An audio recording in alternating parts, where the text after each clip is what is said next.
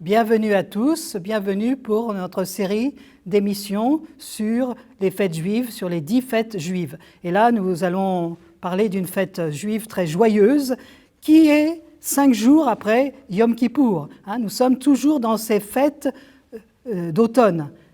Mais après Yom Kippour, qui est par excellence la fête austère, eh bien, Sukkot va apporter de la joie. Alors Sukkot, donc, est 5 jours après Yom Kippour, et souvent, dès le soir de Yom Kippour, nous voyons des Juifs qui commencent à construire la soukha, cette petite cabane dont je vais parler, qui est bien, qui manifeste cette fête et qui manifeste cette proximité de Dieu avec son peuple. Alors, Sukkot est une fête de pèlerinage, comme nous avons dit. Les origines, on pourrait dire, les origines de cette fête sont à la fois agricoles et historiques. Agricoles parce que nous sommes en automne et nous sommes à une période d'action de grâce en général pour la récolte d'automne et pour toutes les bénédictions accordées par Dieu à travers la nature pour son peuple. Ça, nous voyons ça dans pas mal de textes de l'Ancien Testament, en particulier dans le Pentateuque. Donc c'est une fête qui était une fête certainement à l'origine, une fête agricole, une bonne récolte, et on rend grâce à Dieu. Et puis c'est aussi une fête, on pourrait dire, historique. Pessah, Pâques, dont nous parlerons par la suite, fait mémoire de la sortie d'Égypte. Shavuot, dont nous parlerons encore par la suite, fait mémoire du don de la Torah. Eh bien, Sukkot commémore l'errance du peuple des Israélites dans le désert. Et c'est pour ça qu'il y a une obligation, lors de cette fête, de construire une tente et de vivre sous cette tente. Voilà ce qu'on lit dans le Lévitique au chapitre 23. Vous habiterez 7 jours sous des huttes, soukha, et Sukkot au pluriel. Tous les citoyens d'Israël habiteront sous des huttes, afin que vos descendants sachent que j'ai fait habiter sous des huttes les Israélites quand je les ai fait sortir du pays d'Égypte. Je suis le Seigneur votre Dieu. En effet, pendant le temps du désert, Israël, parfois bivouaquait, il y avait un oasis, on s'arrêtait, on plantait la tente, et puis on repartait. Il y avait une autre tente qui faisait ce même chemin, qui était la tente de la rencontre, le lieu de la présence de Dieu.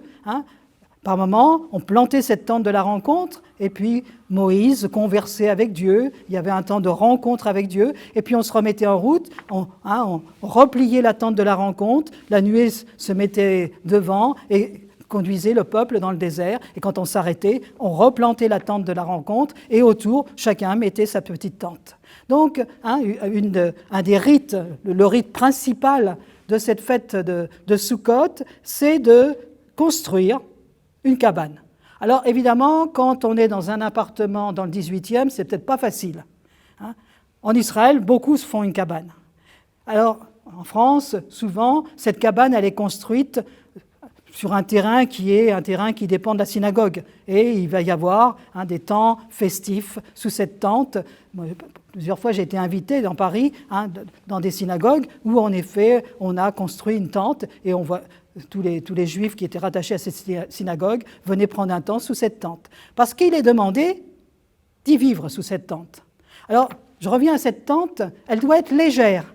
On doit voir le ciel à travers les branchages, les fêtes de branchage, de décoration, de fruits. On y met des tapis, parce qu'on va y vivre. On y met des tables, parce qu'on va y manger, on va y travailler, on va y dormir même.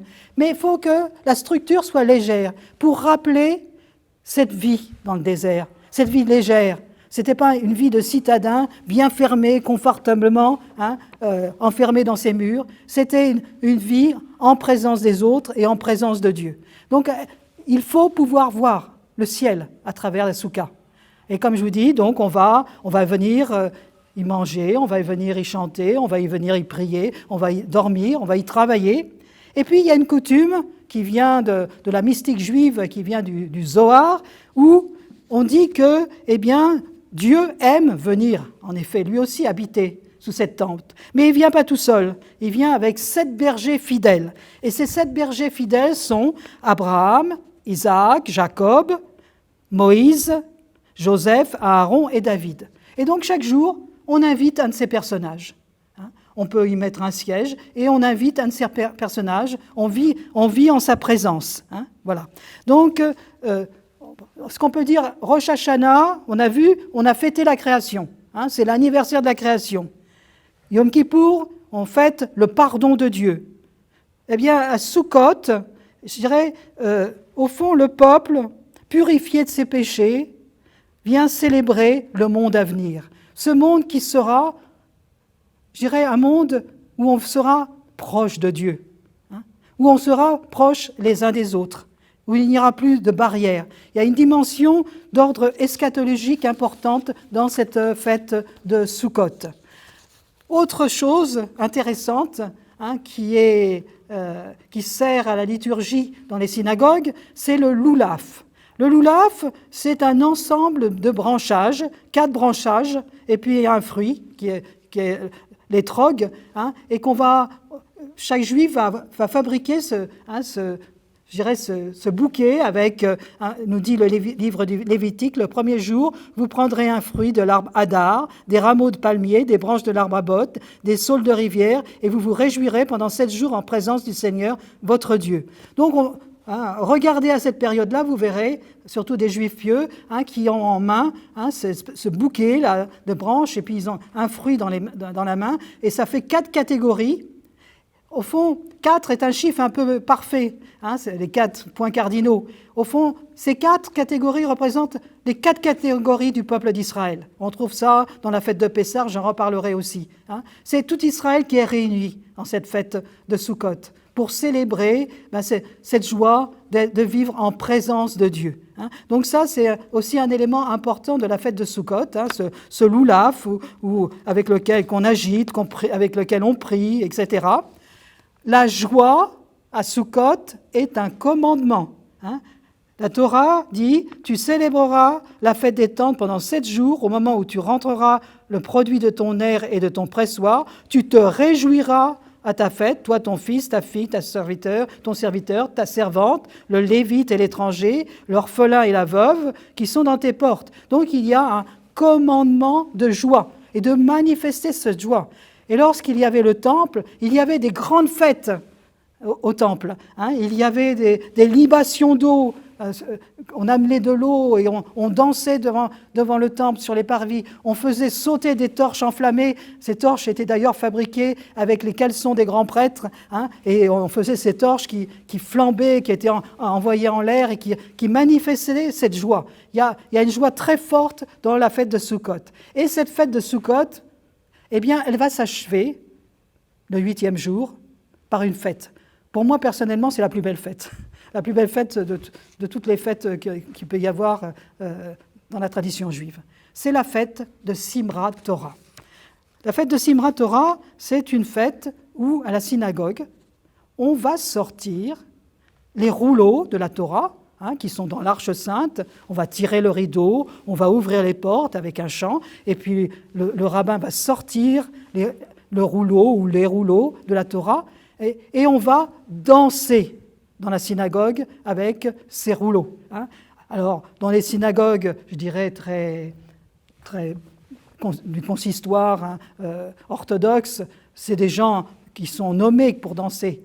Mais j'ai vu dans les synagogues libérales, tout le monde pouvait danser. Et l'année dernière, vraiment, j'ai eu cette grande joie d'être dans une synagogue libérale. Je n'osais pas.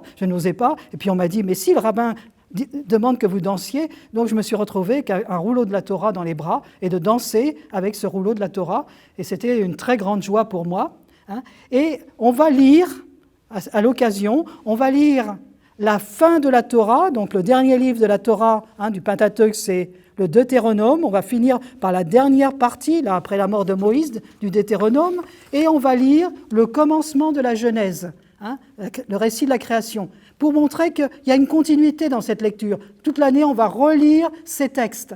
Et il y a quelque chose de très particulier, le dernier mot, la dernière lettre, exactement, du livre du Deutéronome, qui est un lamed, c'est la dernière lettre du mot Israël, c'est un lamed, et la première lettre du récit de la création qui est un bet, puisque le premier mot du récit de la création c'est Bereshit, eh bien ils vont être associés, et Lamed et Bet forment un mot qui est le mot cœur.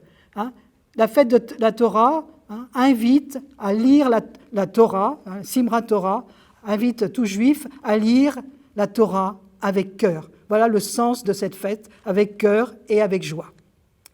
Merci pour votre attention et à la prochaine fois pour notre série des 10 fêtes.